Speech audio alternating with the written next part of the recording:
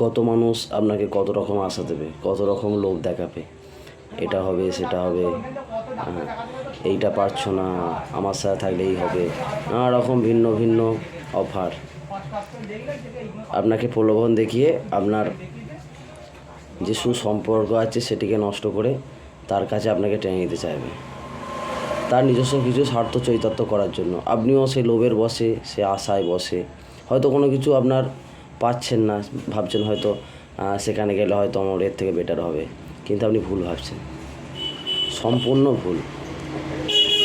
একটা কথা মনে রাখবেন, এগুলো হচ্ছে প্রলোভন। আপনি আজকে জোয়ারে গা ভাসিয়ে দিচ্ছেন, যে একটা সময় দেখবেন কিছুতেই কিছু নয়, আপনাকে শেষ পর্যন্ত সেই আপনার পরিবারের কাছে ফিরে আসতে হবে, সে আপনার স্বামী হোক বা স্ত্রী হোক, তার কাছেই দিনের শেষে 5 বছর 6 বছর 5 দিন 15 দিন একটা সময় পর সেখানে ফিরে আসতে হবে। আপনার জন্য সেটাই পারফেক্ট।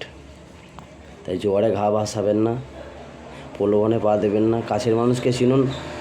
সংসারে খুঁটিনাটি এদিক ওদিক হবেই, সবার হয়, আপনার হয়, আমার হয়, প্রত্যেকের মানুষেরই আপ ডাউন থাকে। সেসবগুলোকে মানিয়ে গুছিয়ে আপনজনের সাথে সময় কাটান, পরিবারের সাথে ভালো থাকুন, নিজের পরিবারকে ভালোবাসুন, স্বামী সংসার স্ত্রীকে নিয়ে থাকুন, ওটাই আপনার জন্য মঙ্গল।